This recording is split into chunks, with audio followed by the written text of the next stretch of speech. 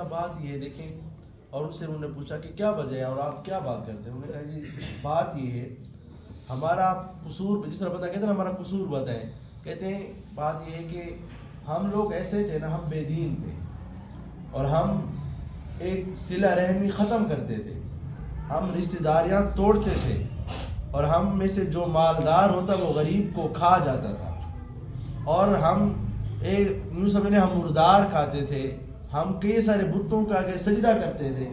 تو اللہ کا فضل ہوا ہمارے اوپر، اللہ نے ہمارے پاس ایک پیغمبر بھیجا، اور بادشاہ سے کہہ رہے ہیں کہ اللہ نے ہمارے پاس ایک پیغمبر بھیجا، فضل کیا، اور اس نے آ کر کے بتایا کہ ایک اللہ کی ذات وحدہ لا شریک ہے۔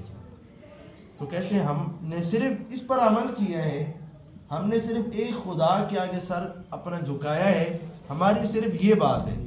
اس کے بعد ہمارے قوم ہمارے در پہ آئی، مسلم ہمارے پیچھے پڑ گئی، اس نے پھر ہمارے اوپر ظلم و تشدد کیا، پھر ہم نے آپ کی ہمسائیگی کو، آپ کے عدل کو، آپ کے انصاف کو ہم نے ترجیح دی اور آپ کے پاس آئے۔ اب آپ بتائیں ہم کس لیے، ہمارا یہی قصور تھا، اس کے علاوہ تو اور کوئی بات نہیں تھی۔ اب یہ بات حضرت جعفر طیار جو پوری اپنی تقریر فرما رہے ہیں، وزراء بھی ہیں، یوں سمجھ رہے وزراء بھی، وفد قریش بھی، سارے خلاف ہیں، لیکن جعفر طیار رضی اللہ عنہ اس انداز سے بات کریں تو کہتے ہیں نجاشی کے اوپر اس کا بڑا اثر ہوا۔ انہوں نے کہا چلیں یہ بتائیں کہ آپ کے پیغمبر نے جو کلام لایا ہے وہ اگر آپ کو یاد ہو تو سنا دیں۔ حضرت جعفر طیار ایک عیسائی بادشاہ کے سامنے جو انہوں نے پڑھا وہ بھی کمال، انہوں نے جو انتخاب کیا سورۃ مریم کا انتخاب کیا، جہاں بی بی مریم کا تذکرہ ہے، حضرت عیسیٰ علیہ السلام کا تذکرہ ہے۔ کہتے ہیں جب حضرت جعفر طیار نے سورۃ مریم پڑھنا شروع کی، پڑھتے جا رہے ہیں نا، تو جب پڑھ کے مکمل ہوئے، جو حصہ ان کو یاد تھا یا جتنا نازل ہو چکا تھا وہ پڑھ کے فارغ ہوئے، تو کہتے دیکھتے کیا ہے، محفل کی رونق ہی عجیب تھی، رنگ ہی عجیب تھا۔ کہتے وہ لوگ جو کہ ہمارے مخالف تھے، یعنی کہ نجاشی کے علاوہ جو وزراء ہیں، خود نجاشی ہے، دیکھتے کیا کہتے نجاشی کی آنکھوں سے اتنی آنسو بہے کہ اس کی داڑھی تر ہوگی، اور اس چیز کا اتنا اثر ہوا، اور ظاہری بات انہوں نے کہا یہ تو، انہوں نے کہا اب معاملہ متاثر بھی ہو گئے، اثر بھی ہوا، تو انہوں نے کہا جی بات یہ، وفد قریش سے کہا کہ میں ان لوگوں کو کیسے آپ کے حوالے کروں، یہ میرے پاس آئے ہیں، میں اب آپ لوگوں کو حوالے نہیں کرتا، کچھ بھی کر لیں یہ ادھر ہی رہیں گے، آپ کے حوالے میں نہیں کروں گا۔ اب اس میں ان کو پریشانی ہوئی، تو کہتے ہیں وہ ٹائم یا وہ وقت وہ دن گزرا، تو حضرت عمر بن عاص میں نے ذکر کیا بڑے ذہین و فطین تو تھے، اللہ نے ان کو بڑی ذہانت سے نوازا تو تھا، تو انہوں نے کہا کہ ایسا نہیں ہوگا۔ واپس آئے تو وہ کہنے لگے کہ معاملہ ایسے نہیں ہوگا، بلکہ اس پر میں عبداللہ ابن ابی ربیعہ سے کہنے لگے کہ میں ابھی کل جو بات کروں گا، کل جو میں نے بات کرنی ہے، کہتے ہیں کہ وہ بادشاہ ان کو خود نکال دے گا۔ اب جو عبداللہ ابن ابی ربیعہ تھے وہ کہنے لگے کہ بھئی آپ ایسا نہ کریں، وہ ہمارے رشتہ دار ہیں، کوئی ہمارے چچا زاد ہیں، کوئی ماموں زاد ہیں، سارے اپنے قریبی ہیں، وہ بھی تو سمجھتے تھے کہ یہ بڑے ذہین ہیں عمر بن عاص، وہ کیوں نہ کوئی ایسی بات کر دیں گے، یہ نہ ہو کہ پھر معاملہ خراب ہو جائے۔ لیکن انہوں نے کہا نہیں میں نے بات کرنی ہے، ظاہری بات ہے وہ بڑے ذہانت کے مالک، اور اس میں نے جو حدیث پہلے سنائی بالکل اس کے مصداق، تو کہتے ہیں کل انہوں نے ایک مدعا اٹھایا، اور یہاں صحابہ تک وہ مدعا بھی پہنچا، اور پھر نجاشی کا بلاوا بھی پہنچا۔ اب پھر آپس میں طے ہوا کہ اب کیا کیا جائے، پھر بات صحابہ کرام نے مشورہ کیا کہ ہم وہی بات کریں گے جو ہمارے پیارے پیغمبر صلی اللہ علیہ وسلم نے ہمیں بتائی ہے۔ اور وہ مدعا کیا تھا؟ مدعا یہ تھا، انہوں نے جا کر کے یہ کہا کہ آپ ان سے پوچھیں کہ یہ تو حضرت عیسیٰ علیہ السلام کے بارے میں بھی سخت بات کرتے ہیں، ان کا نظریہ ان کے بارے میں ٹھیک نہیں ہے، بڑا سخت ہے۔ اب ظاہری بات ہے عیسائیوں کا نظریہ کیا ہے عیسیٰ علیہ السلام کے بارے میں، اللہ کا ان کو خدا مانتے ہیں، یہ ان کا نظریہ ہے۔ یہ تو ہم مسلمانوں کا نظریہ ہے، عقیدہ ہے کہ وہ ان کو سوری پہ نہیں لٹکائے گا، بلکہ وہ اللہ پاک کی طرف، اللہ پاک نے ان کو اپنے پاس اٹھوا لیا اور وہ اللہ کے بندے ہیں، یہ تو ہم مسلمانوں کا عقیدہ ہے جو قرآن پاک میں موجود ہے۔ لیکن ان کو جب یہ کہا کہ یہ تو آپ کے بارے میں، آپ کے پیغمبر کے بارے میں بڑی عجیب بات کرتے ہیں، تو ان کو ایک دھچکا تو لگا، انہوں نے کہا کہ بلائیں۔ حضرت جعفر طیار جب آئے تو انہوں نے پوچھا کہ آپ بتائیں آپ عیسیٰ علیہ السلام کے بارے میں کیا کہتے ہیں؟ انہوں نے کہا جو اللہ کا کلام کہتا ہے وہی بات انہوں نے بیان فرمایا وہ اللہ کے بندے ہیں، ہم یہ کہتے ہیں کہ وہ اللہ کے بندے ہیں، اللہ کے کریمہ ہیں، کریمہ کن سے پیدا ہوئے ہیں، اللہ نے کریمہ کن سے ان کو پیدا کیا ہے، اور یہ جو اللہ کے کلام میں موجود ہے اور اسی طرح وہ کلمۃ اللہ ہے، یہ یعنی کہ جو اہل اسلام کا عقیدہ ہے وہی بیان کیا۔ اور اللہ تعالیٰ کیونکہ دیکھیں نا حضرت عیسیٰ علیہ السلام کے والد تو نہیں ہیں، حضرت بی بی مریم کے رحم میں اللہ نے روح پھونکی جبرائیل علیہ السلام کی صورت میں، تو اسی سے اللہ نے ان کو پیدا کیا۔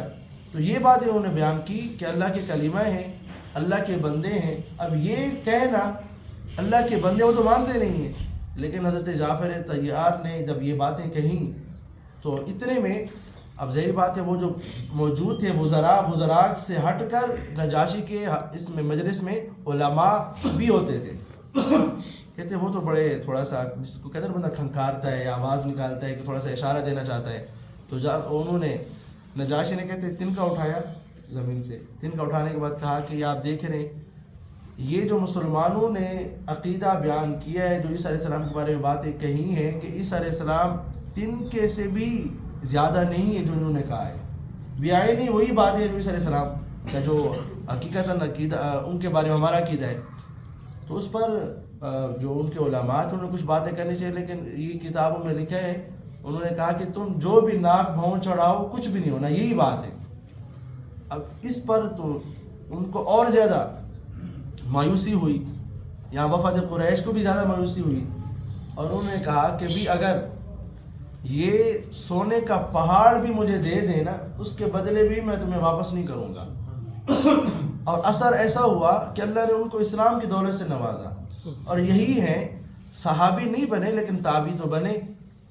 ان کا نام اصحمہ ہے، ان کی جب وفات ہوئی تو آپ نے فرمایا کہ اپنے بھائی اصحمہ نجاشی پر جنازہ پڑھو، اور آپ نے غیبانہ نماز جنازہ ان کا پڑھا ہے، لیکن اس انداز سے کہ یہ اللہ کے پیغمبر کی خصوصیت تھی کہ آپ کے سامنے تو تمام چیزیں ہٹا دی گئی تھی نا، اور اس لیے آپ نے نماز جنازہ پڑھایا۔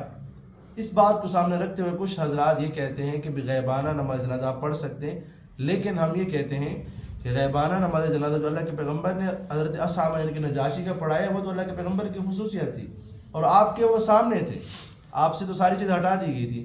کیوں؟ اس لیے کہ اس کے علاوہ آپ نے اور نہ ہی صحابہ نے بعد میں کسی کے غیبانہ نماز جنازہ نہیں پڑھایا، صرف اللہ کے پیغمبر نے ان کا پڑھایا، یہ ان کی خصوصیت، ان کے لیے اللہ نے ایک جو نے پیارے پیغمبر کو اجازت دیا، پیارے پیغمبر نے خود یعنی کہ پیارے پیغمبر نے پڑھایا، اس کے علاوہ کسی کے لیے یہ جائز نہیں ہے۔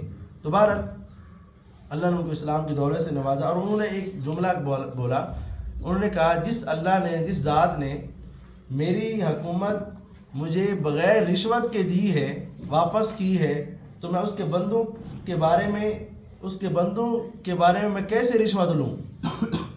وہ ان کا ایک واقعہ بھی ہے کہ ان کو بغیر رشوت کے کیسے ملی۔ ابھی اگر ٹائم بچ گئے تو میں انشاءاللہ پھر آپ کو آخر میں سنا دوں گا کہ انہوں نے کس طرف اشارہ کیا، کس طرح وہ کیا کہنا چاہ رہے تھے۔ بہرحال ان حضرات کی مایوسی ہوئی، بالکل ناکامی ہوئی، یہاں سے یہ واپس آئے، اور وہاں ظاہر بات ان کے لیے مزید سہولتوں کا اعلان ہو گیا، اور بڑے سکون سے رہنے لگے، کسی قسم کی کوئی تکلیف کی پریشانی نہیں تھی، اب تو مزید زیادہ آسانیاں تھی۔ تو کہتے ہیں یہ واپس جب آئے حضرات ناکام ہو کر کے، اور ادھر آ کر کے پتہ چلا حضرت حمزہ بھی اسلام لا چکے ہیں، حضرت عمر فاروق بھی اسلام لا چکے ہیں، اور ادھر اہل اسلام کی عزت و اکرام دیکھا۔ اب یہ ساری باتیں ان کے سامنے تھی، تو اس بات کو سامنے رکھ کے انہوں نے کہا اب ایسا نہیں ہوگا، اب ہمیں کوئی جو ہے نا بالکل ایسا فیصلہ کرنا چاہیے جو بالکل حتمی ہو۔ اور وہ انہوں نے کیا طے کیا؟ انہوں نے یہ طے کیا کہ نعوذ باللہ ہم پیارے پیغمبر کو قتل کریں گے، یہ انہوں نے منصوبہ بنایا، اور اس منصوبے کے اندر وہ یہ باتیں چل رہی تھی کہ جناب ابو طالب کو اس بات کا پتہ چل گیا کہ یہ باتیں اس طرح ہو رہی ہیں۔ اب جناب ابو طالب نے بھی اسلام کو قبول نہیں کیا تھا، لیکن آپ کے ساتھ شجر سایہ دار درخت کی طرح، یعنی کہ شجر سایہ دار آپ بنے رہتے تھے، یعنی کہ سایہ دار درخت کی طرح ہمیشہ آپ کے ساتھ ہوتے تھے۔ لیکن یہ ہے کہ انہوں نے اس طرح کیا کہ اپنے اب ظاہر بات ہے اسلام پر تو جمع نہیں کیا، بلکہ اپنے قوم پر، خاندان پر اور اسی طرح اپنے خون پر لوگوں کو جمع کیا۔ اس میں 2 قبیلے بنو ہاشم اور بنو مطلب، ان دونوں کو اکٹھا کیا اور ان سے کہا کہ بات یہ ہے کہ مجھے یہ باتیں پتہ چلی ہیں، یہ باتیں چل رہی ہیں، اور انہوں نے اتنے بڑے یہ سردار قبائل یہ سارے جمع ہو کر کے اس طرح ہمارے بھتیجے کے اوپر اس طرح وہ یہ قتل کر لیں، نعوذ باللہ۔ انہوں نے کہا کہ پھر ہمارے لیے بہت بڑی عار رہے گی کہ ہم لوگ بعد میں ہماری نسلیں کہیں گی کہ کیسا قبیلہ ہے کہ انہوں نے ایک بندے کی ان کی جان کا بدلہ بھی نہیں لیا، تو ہم کیسے بدلہ لیں گے، اتنے زیادہ ہوں گے لیکن ہم نے حفاظت تو کرنی ہے۔ تو وہ اس بات پر رضامند ہونے کا بھی اس کا طریقہ یہ ہے کہ ہم پھر خود شیب ابی طالب، شیب کہتے ہیں گھاٹی کو، اور یہ حضرت جناب ابو طالب کی جو وراثت میں ملی تھی، یہ پہاڑی کے قریب یہ ایریا ان کا تھا۔ انہوں نے کہا ہم اس طرح کے ادھر چلے جاتے ہیں، وہاں منتقل ہو جاتے ہیں۔ تو یہ 2 قبیلے خون کی بنیاد پر، انہوں نے کہا ہم اپنے جو بھی ان کا دین ہے لیکن ہم نے ان کی حفاظت کرنی ہے، کچھ بھی ہو جائے ہمارے ساتھ کچھ بھی ہونا ہے۔ تو کہتے ہیں یہ وہاں شفٹ ہو گئے، اور اس میں اہل اسلام بھی ساتھ ساتھ شفٹ ہوئے ہیں۔ اس میں میں بات کروں گا حضرت سعد بن ابی وقاص رضی اللہ عنہ، جو کہ بنو ہاشم اور ان کے بنو مطلب میں سے نہیں ہیں لیکن وہ بھی شامل ہوئے۔ تو بہرحال جب ان حضرات کا فیصلہ ہوا اور آپ وہاں شفٹ ہو گئے تو قریش کو مزید زیادہ طیش آیا، ان کو مزید غصہ آیا کفار کو۔ انہوں نے کہا کہ اب اس کا مطلب یہ ہوا کہ 2 قبیلے باقاعدہ طور پر کھلے عام محمد کی پشت پر کھڑے ہو گئے۔ اس کا مطلب یہ ہوا کہ انہوں نے بھی ہماری مخالفت کی ہے۔ تو کہتے ہیں انہوں نے طے کر لیا۔ انہوں نے جو پھر طے کیا وہ اس کو کہتے ہیں، یہی کہتے ہیں اس کو مقاطعہ کہا جاتا ہے یا اسی کو سوشل بائیکاٹ کہا جاتا ہے۔ انہوں نے جس انداز سے بائیکاٹ کیا، جو انہوں نے شرطیں بنائی بڑی عجیب قسم کی، مطلب آپ وہ تمام شرطیں پڑھیں، کتابوں میں لکھی ہوئی ہیں، اس میں یہ باتیں ہیں کہ تمام کا خلاصہ یہ بنتا ہے اس انداز سے انہوں نے طے کیا کہ کوئی بھی جو ایک تعاون کی صورت ہوتی ہے نا، کہتے ہیں اس قبیلے کے ساتھ کسی قسم کا کوئی تعاون ہی نہ ہو۔ یہ جو بنو مطلب ہے، بنو ہاشم ہے، تعاون کی کوئی صورت بنے نہ۔ جس طرح انہوں نے اس میں یہ طے کیا تھا کہ ہم نہ تو ان کی خوشی غمی میں شریک ہوں گے، نہ تو ان کے ساتھ کوئی نکاح کرے گا، نہ تو ان کے ساتھ کوئی بیٹھے گا، نہ ان کے گھروں میں جائے گا، نہ ان کو آنے دے گا۔ اور ایسے ہی یہاں تک بھی انہوں نے طے کیا کوئی غلہ بھی وہاں تک نہیں لے جائے گا، جو کچھ ان کے پاس ہے جو لے کر جا سکتے ہیں تو بس ٹھیک ہے، اس کے علاوہ کوئی غلہ لے کر نہیں جا سکے گا، اور نہ ہی کسی کو جانے دینا ہے۔ یہاں تک بھی انہوں نے طے کیا کہ اگر کوئی قافلہ بحر سے تجارتی آتا ہے، تاجر آتا ہے اپنا غلہ بیچنے کے لیے، تو کہا کہ وہ بھی ہم اس طرح طے کریں گے کہ ہم خود اس کے پاس جائیں گے، اس کو کہیں گے کہ اگر یہ تمہارے پاس آتے ہیں، جو رقم جو ریٹ یہ لگائے اس سے 2 گنا 3 گنا زیادہ ہم نے دینا ہے، ہم دیں گے، اس کو ان کو نہیں بیچنا۔ یہ بھی انہوں نے طے کیا، خود بھی بحر سے آنے والوں کے ساتھ بھی یہ طے کیا، اور یہ طے بھی کیا کہ یہ بھی کہا یہ ابو لہب جو تھا، یعنی کہ وہ جو آپ کا معاہدہ ہوا نا اس پورے قبیلے میں بنو ہاشم بن مطلب، اس میں صرف یہ بدبخت ابو لہب بحر تھا، اس نے کہا میں نے ساتھ نہیں دینا۔ باقی سارے ایک طرف جمع ہونے کا، ٹھیک ہے ہمارا، ہم ان کی بات مانیں یا نہ مانیں، لیکن یہ کہ ہم ان کا ساتھ دیں کہ ابو لہب نے ساتھ نہیں دیا، اس نے کہ 12 انکار کیا۔ تو اس نے یہاں تک بھی کہا کہ بھئی اگر کسی کو کہتے کہ تمہارا اگر مال بچ جائے اور نہ بکے تو میں خود خریدوں گا، لیکن ان کو نہیں بیچوں۔ اب آپ ذرا سوچیں کس، اور یہ کہ 1-2 دن 4-5 دن کی بات نہیں تھی، پورا 3 سال، 2.5 سال سے 3 سال تک کا عرصہ آتا ہے کہ وہ ایسا محاصرہ کیا گیا۔ اس انداز سے آپ کے ساتھ اور آپ کے خاندان کے ساتھ یوں یعنی کہ بائیکاٹ کیا گیا، اور اس بائیکاٹ کے اثرات آپ دیکھیں، کہتے ہیں کہ ان کے بچوں کے رونے کی آوازیں، بلبلانے کی آوازیں پہاڑ کی گھاٹی کی دور تک آیا کرتی تھی، اور یہ قریش کو سنا کرتے تھے، لیکن پھر بھی کسی کو غلہ لے کر جانے کی اجازت نہیں تھی۔ اور پھر اس میں حضرت سعد بن ابی وقاص رضی اللہ عنہ کا واقعہ آتا ہے، وہ فرماتے ہیں کہ اس کی حالات اس وقت اندر کے کیا تھے، کتنے دن کا ہوگا۔ صحابہ کرام عطیہ کا لینے کے لیے تو یہاں سے تو یہ بات بھی ہو چکی تھی کہ جو ریٹ وہ لگا، ایک تو مہنگا آپ نے بیچنا ہے، دوسرا یہ کہ اگر وہ لینے آئے تو آپ نے نہیں دینا، ہم آپ اس سے کئی گنا زیادہ دیں گے۔ تو آپ کو پتہ ہے جو بیچنے والا تو عموماً اس کو تو نفع چاہیے ہوتا ہے، وہ تو کوئی اس کی غرض نہیں ہوتی تو بہرحال یہ کہتے تھے سعد بن ابی وقاص فرماتے ہیں کہ میں ایک مرتبہ ایسی صورت ہوئی کہ رات کو میں ایسا بھوکا ہوا، تو کہتے میں رات کو نکلا ہوں، کسی جگہ میرا ہاتھ لگا نا، کوئی گیلی چیز تھی، تو کہتے میں نے اس گیلی چیز کو اٹھایا اور نگل لیا، اور کہتے مجھے آج تک پتہ نہیں چلا وہ کیا چیز تھی، میں نے نگل لی۔ اور دوسرا کہتے ہیں کہ پھر اور ذکر کرتے ہیں کہ حاجت کے لیے جانا ہوا، دیکھتا کیا ہوں کہ ایک اونٹ کی کھال پڑی ہوئی تھی پرانی اسی جگہ میں، تو کہتے ہیں میں نے اس کو اٹھایا، اس کو صاف کیا، صاف کرنے کے بعد اس کو دھویا، دھونے کے بعد اس کو میں نے صفوف بنائے، پیس لیا۔ تو کہتے ہیں جب میں نے پیس لیا، اس پیسے ہوئے صفوف کو، اس اونٹ کی کھال کو جو کوئی استعمال نہیں کرتا، کہتے ہیں میں نے اس کو 3 دن تک استعمال کیا اور میری غذا وہی تھی۔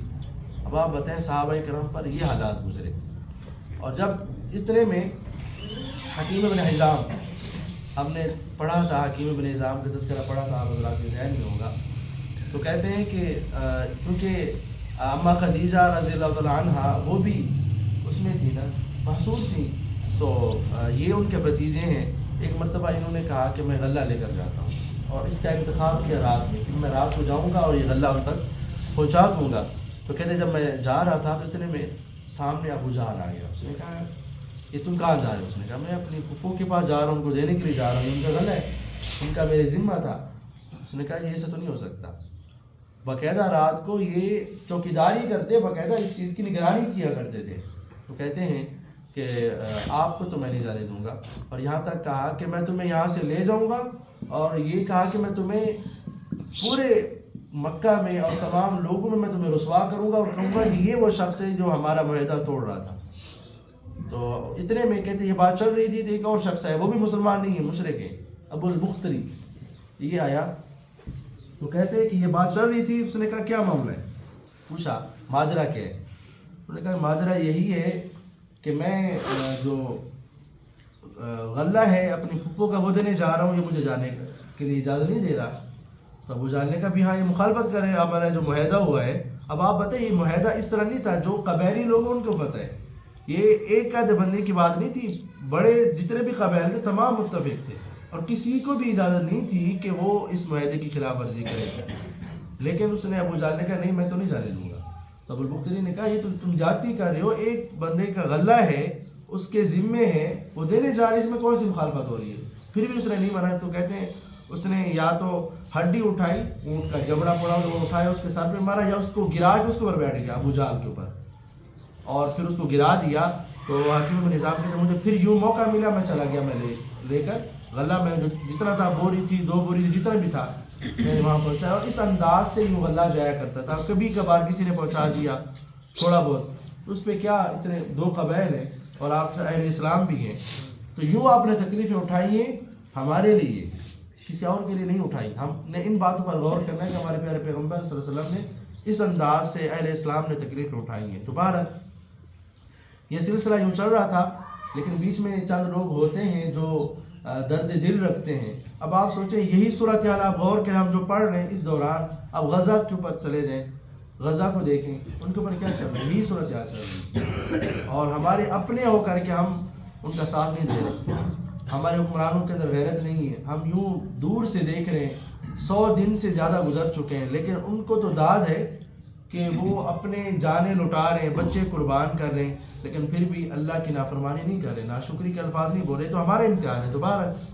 یہ آپ اس بات پہ غور کریں، تو آپ کے ساتھ بھی اس انداز کا معاہدہ تھا آپ کے خلاف۔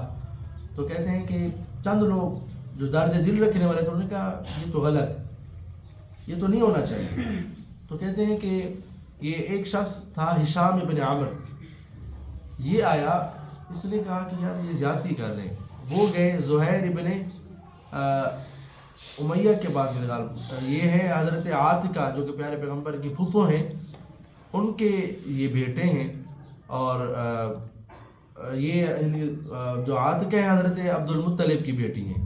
تو بہرحال یہ ان کے پاس گئے ہشام بن عامر، ان سے کہنے لگے کہ آپ یہ بتائیں، ہشام کہنے لگے کہ اگر آپ یہاں کھاتے ہیں، آپ پیتے ہیں، خوشی میں شریک ہوتے ہیں، لیکن آپ کے ماموں دوسرے ماموں زاد جو ہیں وہ یوں فاقے کے اندر مبتلا ہیں، ان کو کھانے پینے کو کچھ نہیں ہے، یہ کون سی، یہ کوئی اچھی بات ہے؟ انہوں نے کہا نہیں، یہ تو میں بھی چاہتا ہوں، یہ بہت بری بات ہے، میں اکیلا کیا کروں گا۔ انہوں نے کہا آپ اکیلے نہیں ہیں، میں بھی آپ کے ساتھ ہوں، اس کے لیے ہمیں کھڑا ہونا چاہیے، ہمت کرنی چاہیے.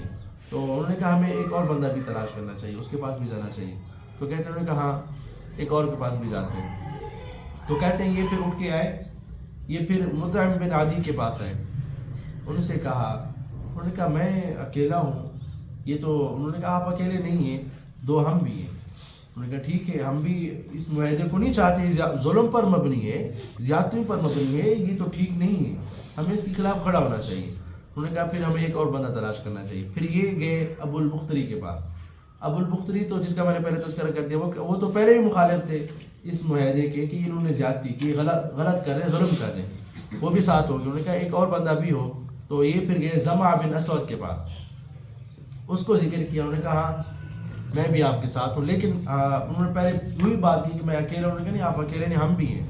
تو انہوں نے یہ 5 لوگ ہو گئے، اور 5 کے بعد انہوں نے آپس میں طے کیا کہ ہم اس وقت جائیں گے جب وہاں پر سارے لوگ موجود ہوں گے. کیونکہ میں نے بتایا تھا نا دار الندوہ ان کا وہاں پر تھا، حرم طیف اس کے کعبۃ اللہ کے قریبی.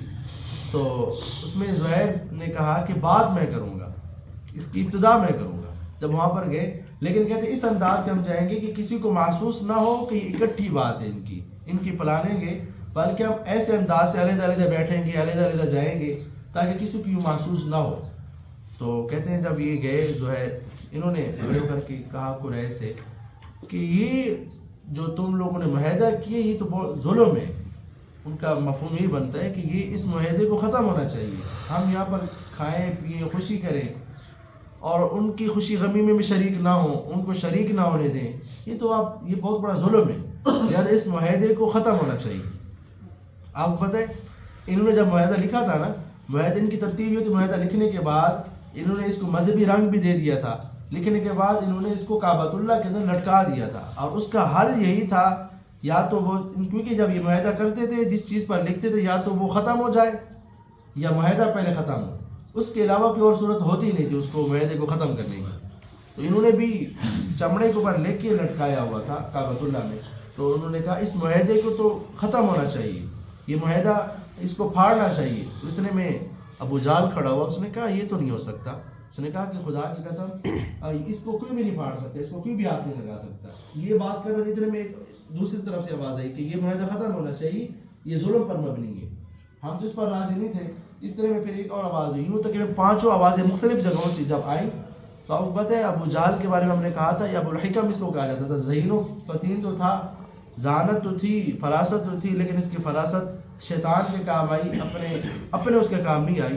اس نے کہا لگتا ہے یہ کہ آپ لوگوں نے یہ طے کیے، یہ اکٹھے معاملہ لگ رہا ہے، علیحدہ علیحدہ باتیں نہیں ہیں. تو کہتے جب یہ باتیں چل رہی تھی تو جناب ابو طالب یا وہاں پر تھے یا اس وقت آئے. تو ان کو پیارے پیغمبر صلی اللہ علیہ وسلم نے بتا دیا تھا کہ یہ جو معاہدہ قریش نے کیا ہے، کفار نے جو ظلم پر مبنی ہے، ان کا معاہدہ سارا کا سارا اس کے اندر لکھا ہوا سارا ختم ہو چکا ہے سوائے اللہ کا نام، یعنی اللہ کا نام باقی ہے، باقی سب کچھ ختم ہو چکا ہے. تو جناب ابو طالب بھی آئے اور یہ بات ماحول بھی وہی بنا ہوا تھا. انہوں نے کہا کہ بات یہ میرے بھتیجے نے یہ کہا، اور اپنے بھتیجے سے بھی کہا تھا کہ آپ کو کیسے پتہ چلا؟ تو آپ نے فرمایا مجھے اللہ نے بتایا ہے. تو انہوں نے کہا کہ بھی آپ کی زبان سے کبھی جھوٹ تو نہیں نکلا، یہ اسی طرح ہی ہوگا. انہوں نے آ کر کے کہا کہ بھی اگر آپ میری بات سنتے ہیں تو بات یہی ہے، میرے بھتیجے نے مجھے بتایا ہے اور حقیقتاً وہ چیزیں ختم ہو چکی ہیں. اگر آپ اس کو چیک کریں، اگر تو معاہدہ باقی ہے جو آپ کا مطالبہ ہے، مطالبہ کیا تھا ظالموں کا؟ مطالبہ یہی تھا ہم اس وقت تک معاہدہ ختم نہیں کریں گے جب آپ اپنے بھتیجے یعنی کہ نعوذ باللہ محمد کو ہمارے حوالے نہ کریں، اور ہم ان کو قتل کریں گے. اس کے علاوہ کوئی اور ان کی شرط تھی نہیں، یہی شرط. تو جناب ابو طالب نے کہا کہ اگر میری ہم چیک کرتے ہیں اگر بات درست ہے جس طرح میرے بھتیجے نے کہا اس طرح اگر ہے پھر تو معاہدہ ختم ہو گیا، اور اگر یہ نہیں ہے پھر یہ ہے کہ میں آپ کی بات ماننے کے لیے تیار ہوں، آپ کے حوالے کر دوں گا، آپ کی مرضی. تو کہتے جب چیک کیا گیا معاہدے کو اتارا گیا، جب کھولا تو کہتے اس میں لکھا ہوا سارا کا سارا بھوسا ہو چکا تھا، اللہ کا نام صرف باقی تھا. اور یوں یہ معاہدہ اس انداز سے 3 سال کے اس ظلم و تشدد کے بعد یہ معاہدہ 3 سال کے بعد مکمل ہوا. اور پھر لیکن اس دوران ایک اور پریشانی غم پیارے پیغمبر کو لاحق ہوا، اور وہ کون سا؟ جب کہتے جناب یہ معاہدہ ختم ہوا، جناب ابو طالب کو اس وقت عمر 85 سال تھی، بڑھاپے کو، بالکل بڑھاپے کے عالم میں، اور یہ بڑی سختیاں برداشت کی ہیں. برداشت کرنے کے بعد کہتے جب واپس آئے تو اس کے 3 دن بعد یا کہتے ہیں کہ یہ 1 مہینے کا عرصہ ہے، 30 دن ہے، 35 دن ہے، تو بہرحال ان کا اس میں انتقال ہوا، اس میں ان کی وفات ہوئی. لیکن یہ وفات کا معاملہ ہے نا، یہ بڑا اس وقت والا جو موقع ہے نا وہ بڑا دردناک ہے، آپ کے لیے پریشانی پر پریشانی ہے.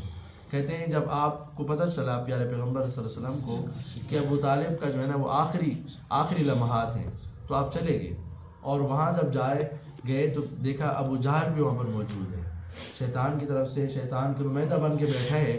تو پیارے پیغمبر نے اسے اپنے چچا جان سے کہا کہ چچا جان آپ ایک دفعہ کلمہ تو پڑھ لیں، آپ کلمہ پڑھ لیں اور مجھے اپنے ایمان کی دلیل دے دیں تاکہ میں اللہ کے ہاں وہ پیش کر سکوں. تو آپ یوں فرما رہے ہیں. لیکن اتنے میں ابو جہل نے کہا ابو طالب سے مخاطب ہو کر کے کہ کیا تم جہنم کی آگ سے ڈر کر اپنے باپ کے دین کو چھوڑ دو گے؟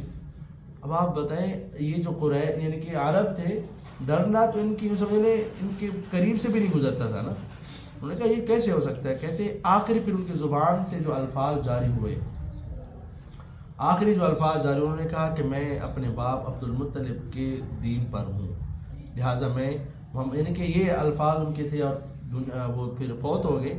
تو کہتے اس کی دنیا سے جانے سے آپ صلی اللہ علیہ وسلم کو اتنا غم ہوا، آپ اتنی غمگین ہوئے، بہت زیادہ پریشان ہوئے. یعنی کہ وہ چچا جن کے ساتھ 45 سال کا عرصہ گزرا، اور ان کا یوں چلے جانا اور اسلام کے بغیر چلے جانا آپ کے لیے بہت زیادہ شاق گزرا، آپ کو بہت پریشان ہوئے.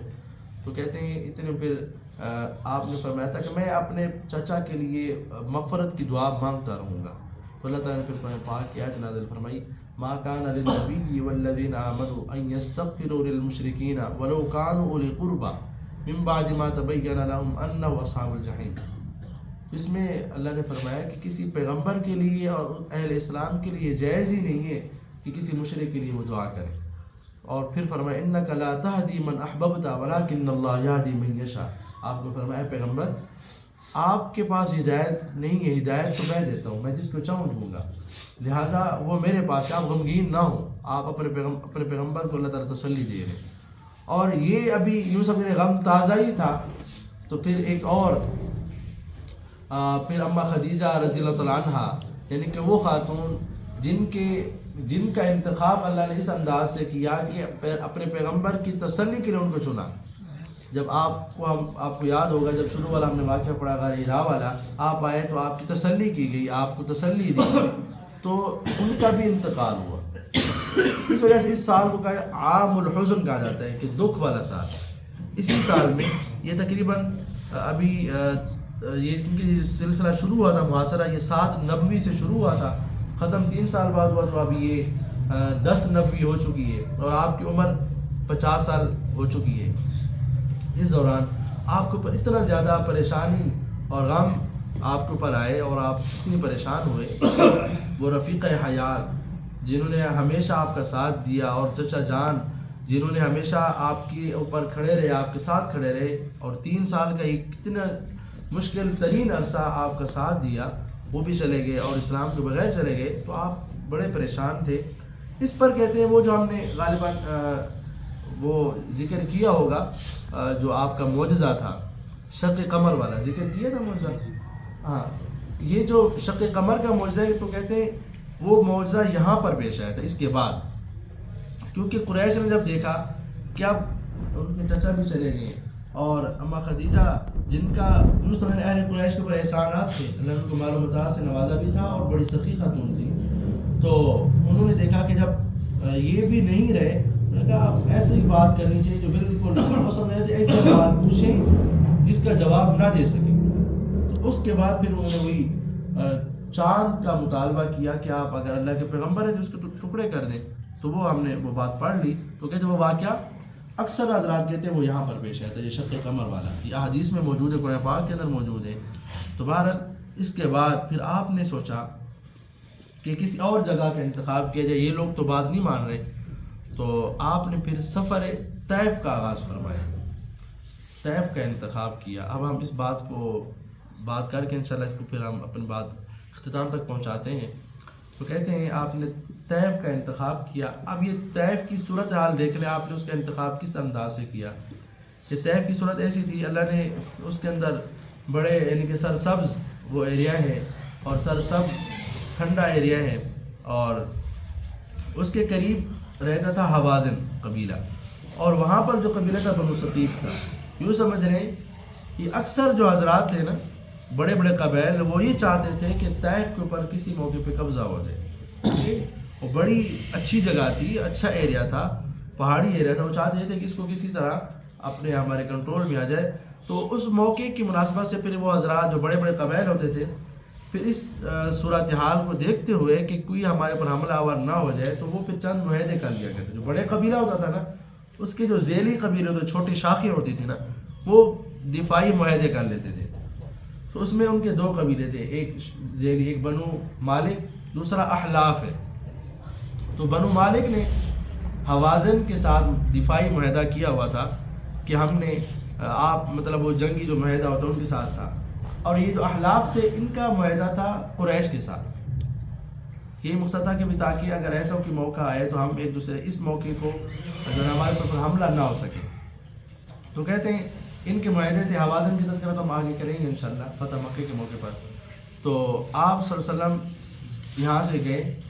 اب میں بتا رہا تھا، اور یہ جو قریش ہے نا، اس میں سے کچھ حضرات کی زمینیں بھی وہاں پر تھے، باغات بھی تھے، وہ بھی آگے بات آ رہی ہے کہ ان کا آنا جانا بھی لگا رہتا تھا، چونکہ قریش کے ساتھ احلاف کے تعلقات تھے، معاہدہ تھا، تو ان کا آنا جانا بھی ہوتا تھا۔ تو آپ نے ان لوگوں کا جن کا قریش کے ساتھ معاہدہ تھا، ان کے ساتھ ملاقات کا انتخاب کیا، ان سے ملاقات کرتے بات کرتے، اور آپ گئے۔ اور آپ جب گئے نا، تو وہاں جو سردار تھا ان کی 3 بیٹوں سے آپ نے ملاقات، وہ بڑے سردار تھے، اور آپ نے جن کا ساتھ جن کو چنا تھا، ساتھ جو آپ کے گئے تھے، وہ حضرت زید بن حارثہ تھے رضی اللہ عنہ، جو آپ کے منہ بولے بیٹے تھے۔ یہ 2 حضرات ہیں۔ اور آپ جب گئے، اور آپ صلی اللہ علیہ وسلم نے جو باتیں ان سے کہیں، اور لیکن ہونا تو یوں چاہیے تھا، ان ظالموں کو بات سننی چاہیے تھی، لیکن انہیں جس انداز سے بے اکرامی کی، اور پیارے پیغمبر کی بے توقیری کی، اور جو ایک بد تہذیبی سے پیش آئے، جو ایک گستاخی کی، اور اس کے بعد اس پر رکے نہیں بلکہ انہوں نے اور بھی اضافہ کیا۔ آپ جب گئے تو آپ نے یکی بار، ایک تھا عبد یالین، ایک کا نام تھا عبد یالین، دوسرے کا نام مسعود تھا، تیسرے کا نام حبیب تھا، جن کے پاس آپ گئے۔ وقتاً فوقتاً آپ گئے، انفرادی طور پر آپ ایک کے پاس، دوسرے کے پاس، تیسرے کے پاس۔ کبھی پہلے بڑے ہیں ان سے بات کر لیتے ہیں، اگر یہ بات مان لیتے تو باقی بھی مان لیں گے۔ تو جب آپ نے ایک سے بات کی تو اس نے کہا، ایسی گستاخی کی اس ظالم نے، اس نے کہا کہ نعوذ باللہ ثم نعوذ باللہ، کہتے ہیں کیا کعبۃ اللہ کے غلاف کو پھاڑنے کے لیے اللہ نے صرف آپ کا انتخاب کیا تھا؟ نعوذ باللہ، یعنی کہ اللہ نے اپنی توہین کے لیے آپ کو پیغمبر بنا کے بھیجا ہے۔ اور یہ جواب کتنی دردناک ہے، کتنی یعنی کہ زیادتی پر مبنی ہے۔ آپ کو یہ انہوں نے کہا، اس پیغمبر صلی اللہ علیہ وسلم کے آنے سے دنیا کے اندر بہار آئی ہے، اس کے آنے سے ظلمت مٹی ہے، تاریکی اٹھی ہے، اس پیغمبر سے وہ ظالم یہ بات کر رہے ہیں۔ اور ہم ان باتوں پہ غور کریں کہ یہ جو اس طرح دردناک باتیں، یہ ہم میں سے ہر ایک کے لیے آپ نے برداشت کی ہیں نا، کس کے لیے برداشت کی؟ امت کے لیے برداشت کی ہیں۔ تو بہرحال دوسرے سے جب بات ہوئی، اس نے کہا کہ معاملہ اس نے کہا کہ بھئی نعوذ باللہ، اس نے کہا کہ بھئی میں تو آپ سے بات کرنا ہی نہیں چاہتا، آپ سے بات کرنا گوارا نہیں کرتا۔ اور ایک اور کے بارے میں اس نے بھی گستاخی کی، اور ایک نے تو یہاں تک کہا کہ میں آپ سے بات نہیں کرتا، کیوں کہ اگر تو آپ جھوٹے ہیں تو پھر تو میں جھوٹے سے بات کرنا ہی ویسے مجھے گوارا نہیں، میں اس سے کیسے بات کروں، میں اس جھوٹے سے بات کرنا ہی گوارا نہیں میرے لیے۔ اور کہا کہ اگر آپ واقعتاً اللہ کے کوئی پیغمبر ہیں تو پھر آپ سے بات کرنا، نہ ماننا آپ کی بات تو ویسے بھی نقصان سے خالی نہیں ہے۔ تو آپ نے جب دیکھا، ان کی بے رخی دیکھی، ان کی بد تہذیبی دیکھی، بے اکرامی دیکھی، تو آپ نے فرمایا چلیں، ان سے کہا کہ آپ کو تو میں نے بات کہی ہے، لیکن آپ باقی لوگوں سے بات نہ کریں، مجھے باقی جو طیب کے احباب ان سے بات کرنے دیں، یعنی کہ آپ کی جو ماتحت ان سے بات کرنے دیں۔ لیکن ان ظالموں نے اس کے بعد مزید زیادتی کی، اور آپ سے کہتے ہیں انہوں نے اپنے لوگوں کو بتایا، اور یہاں تک کہ اپنے کچھ اوباشوں کو، کچھ وہ لوگ جو بد تہذیب ہوتے ہیں اور جو تہذیب سے نکلے ہوئے ہوتے ہیں، ان لوگوں کو کہا کہ آپ ان کے پیچھے لگ جائیں، ان کے پیچھے پڑیں. اور کہا ان ظالموں کا یہ تھا کہ آپ نے جب دیکھا ادھر سے بھی انہوں نے بات نہیں مانی، ادھر سے بھی بے اکرامی کا عالم ہے، تو آپ وہاں سے طیف سے بہر آ رہے ہیں. تو کہتے ہیں انہوں نے پھر آپ کے پیچھے ان بدبختوں کو لگایا، تو وہ آپ کے پیچھے تالیاں بجا رہے ہیں، سیٹیاں مار رہے ہیں. تو کہتے ہیں اور آپ کے اوپر یوں پتھر مار رہے ہیں، آپ کے اوپر پتھر یوں پھینک رہے ہیں، پتھر مار رہے ہیں.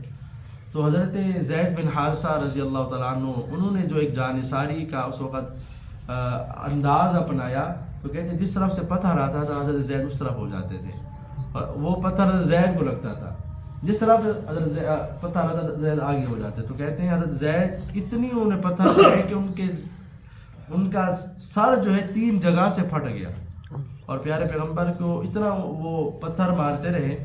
کہتے ہیں آپ صلی اللہ علیہ وسلم یوں اگر تھک کر آپ بیٹھ جاتے نا، تو وہ ظالم یوں اٹھاتے اور آپ کو یوں چلاتے اور آپ پر پھر پتھر مارتے.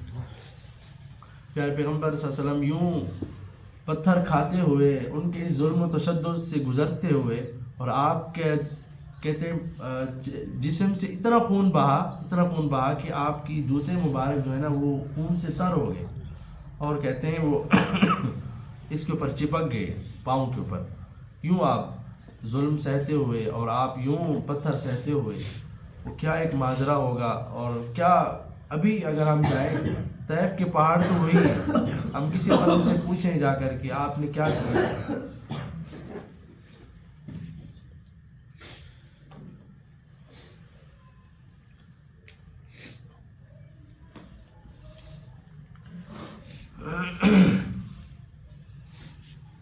بہرحال معاملہ ایسا ہے. تو اس پر آپ کہتے ہیں اتنا زیادہ زخمی ہوئے، اور حضرت زید بھی آپ کے ساتھ تھے. تو اس زخموں کی حالت میں آپ آئے. آپ کو میں نے ذکر کیا تھا ان قریش کے وہاں پر ان خاندان والوں کے باغات بھی تھے، زمینیں تھیں. تو اس میں عتبہ اور شیبہ کا باغ تھا، اور آپ کہتے ہیں پیارے پیغمبر آپ اس باغ میں گئے، درخت کے نیچے ٹیک لگا کے بیٹھے. تو اتنے پھر اللہ سے دعا مانگی. یہ دعا کیا مانگی؟ کہتے ہیں اللہم الیک اشکو ضعف قوتی. اللہ تعالیٰ سے شکایت لگا رہے ہیں، یا اللہ میں آپ کو اپنی کمزوری کی شکایت لگاتا ہوں، شکوہ آپ سے کرتا ہوں.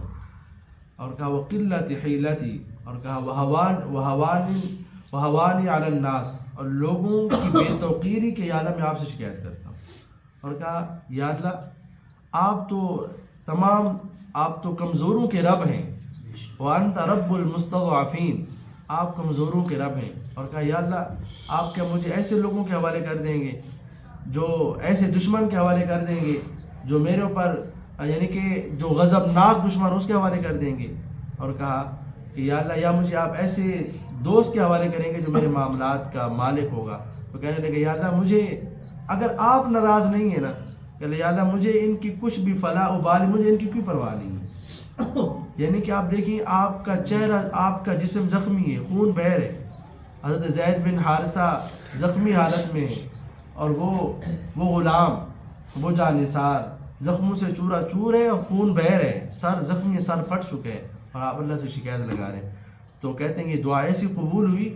تو وہ عتبہ اور شیبہ جنہوں نے بڑا ظلم و تشدد کیا اور کفار کا ساتھ دیا، تو کہتے ہیں ان کا دل نرم ہوا. انہوں نے جب دیکھا تو انہوں نے اپنے غلام کو انگور توڑ کے دیے، کہا کہ یہ لے جائیں. ان سے کہ یہ واپس نہیں کرنا، اس میں سے کھانا ہے، اور رشتہ داری کا لاج رکھنا، اس میں سے انکار نہیں کرنا. وہ حالت دیکھی، ان کا بھی دل نرم ہوا. تو کہتے ہیں ان کا غلام تھا عداس، وہ لے کر آئے. تو کہتے ہیں آپ صلی اللہ علیہ وسلم نے یوں اٹھایا، بسم اللہ الرحمن الرحیم پڑھا. تو کہتے ہیں وہ عداس حیران ہوئے. انہوں نے کہا کہ یہ تو اس یہاں پر کوئی نہیں کہتا. انہوں نے کہا، آپ نے فرمایا کہ آپ نے پوچھا آپ کہاں کے؟ انہوں نے کہا میں نینوا کا رہنے والا ہوں. تو آپ نے فرمایا اچھا یونس ابن متا کے شہر کے رہنے والے؟ وہ پھر مزید چونکا. اس نے کہا آپ کو کیسے پتہ چلا؟ تو آپ نے فرمایا ہاں وہ بھی اللہ کے پیغمبر تھے، میرے بھائی تھے، میں بھی اللہ کا پیغمبر ہوں.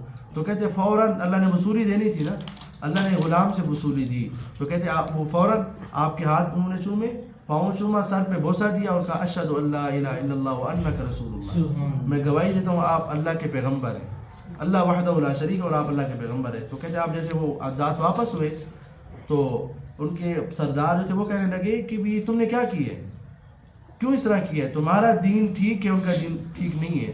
تو بہرحال انہوں نے کہا یہ اللہ کے پیغمبر ہیں. تو اللہ تعالیٰ نے پیارے پیغمبر کو یوں ایک وصولی دی ایک غلام کے ذریعے سے. پھر آپ وہاں سے بہر آئے. میں پھر اپنی بات ختم کرنے لگا، وہ ٹائم بھی ہونے والا ہے. تو وہاں سے وہ آپ واپس آئے اور ایک جگہ ہے قرن الثعالب. اس جگہ آپ پہنچے تو آپ کو بادلوں سے آواز آئی. آپ نے اوپر دیکھا، وہاں پر جبریل امین تھے. انہوں نے کہا اللہ پاک نے جو آپ کی قوم نے آپ کے ساتھ کیا، جو انہوں نے جواب دیا، اللہ نے سن لی ہے. اور میرے ساتھ ایک فرشتہ ہے جو مالک جو جبال یعنی کہ پہاڑوں کی ذمہ داری ان کے حوالے ہے، تو وہ آپ سے ملنا بات کرنا چاہتے ہیں. تو کہتے ہیں انہوں نے سلام کیا اور عرض کیا کہ اگر آپ کہیں، اگر آپ اجازت دیں تو میں ان پہاڑوں کو ملاؤں اور ان کو بالکل ریزہ ریزہ کر دوں جن ظالموں نے آپ کے ساتھ یہ ظلم و تشدد کیا ہے. حالانکہ اللہ پاک کی طرف سے فرشتہ آیا ہے. اللہ پیارے پیغمبر نے فرمایا کہ نہیں، یہ میں آپ کو رحمت للعالمین بنا کر بھیجے گا. تو آپ نے فرمایا نہیں، بلکہ آپ نے فرمایا کہ ہو سکتا ہے اللہ تعالیٰ ان میں سے کوئی ایک بندہ پیدا کرے، ایسے لوگ پیدا کرے جو آپ کی بات، اللہ کی بات ماننے والے ہوں. میں ان کے لیے دعا کرتا ہوں. تو پیارے پیغمبر صلی اللہ علیہ وسلم کو اللہ نے یوں وصولی دی. اور آپ دیکھیں اتنا ظلم و تشدد ہے، پھر بھی آپ نے رحمت کا سامان سامنے، ہمارے سامنے آپ نے دعاؤں میں اس چیز کا اظہار فرمایا. اس کے بعد ایک اور وصولی بھی اللہ نے دی ہے. اس قوم نے نہیں کی نا، اللہ نے ایک اور وصولی بھی دی. وہ وصولی کون سی تھی ہم انشاءاللہ اس کو بیان کریں، اس کو ہم اگلی کلاس میں بیان کریں گے. اور اس کے بعد پھر وہ مکہ میں کیسے داخل ہوئے پیارے پیغمبر صلی اللہ علیہ وسلم، اس کو بھی ہم انشاءاللہ آنے والی کلاس میں بیان کریں گے. اور کوشش کریں گے معراج کا جو سفر ہے اس کو بھی بیان کریں. اللہ سے دعا ہے اللہ تعالیٰ ہمیں اپنے پیغمبر صلی اللہ علیہ وسلم کی باتیں سمجھنے، سننے کے بعد اپنانے کی توفیق نصیب فرمائے.